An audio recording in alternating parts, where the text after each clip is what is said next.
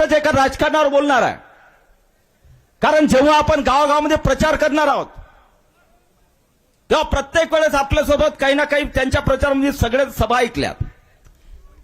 माननीय उद्धव साहेब असोत, आता तर माननीय काँग्रेसचे नेते पण असोत, नाना पटोलेजी असोत, सगळेच जण कशावर बोलतात हो?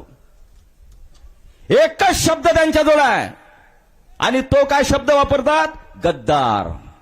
याच्या व्यतिरिक्त त्यांच्या तोंडात दुसरा शब्दच येत नाही.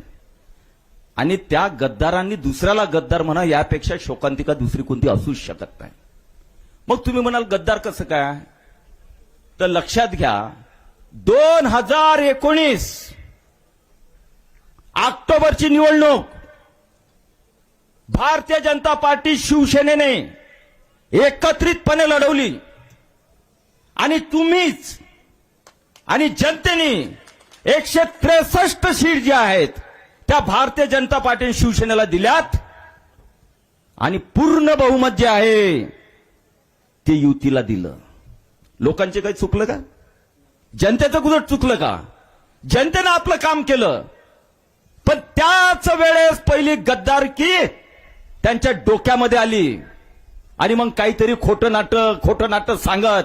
आणि आज सांगतो, जे पवित्र खोली जी स्वर्गीय बाळासाहेब आपले हिंदू हृदय सम्राट यांची जी पवित्र खोली आहे ना, जे पवित्र मंदिर आहे ना, त्या मंदिराचा दाखला दिला जातो की त्या मंदिरामध्ये बसून आम्हाला 2.5 वर्ष सांगितलं, निव्वळ खोटं बोलत राहिलेत.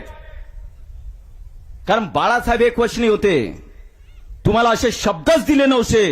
तुम्ही खोटारडे आहात आणि खोटारडेच राहणार. त्याचं कारण सांगतो की तीच पवित्र मंदिर, तीच खोली जिथं बाळासाहेब न्याय करायचे, त्याच खोलीमध्ये मला चांगला अनुभव माझा सुद्धा आहे की त्या पवित्र खोलीमध्ये बसून माननीय उद्धव साहेबांनी काय काय धंदे केले ते मला माहिती आहेत. कारण मी त्याचा साक्षीदार आहे. बाळासाहेबांचं एकीकडे नाव घ्यायचं आणि त्या खोलीमध्ये जे आहे पवित्र मंदिर म्हणायचं, त्या मंदिरात बोललेलं मी खरा बोलतोय भासवायचं. आणि त्याच मंदिरामध्ये तुम्ही काय काय कारनामे केले त्यातला एक कारनामा माझ्यासोबत झाला. आज मी बोलणार नाही, वेळ पडल्यास तोही कारनामा समोर आल्याशिवाय राहणार नाही. म्हणून आम्हाला शिकवायची जरूरत नाही. परंतु 2019 मध्ये तुम्ही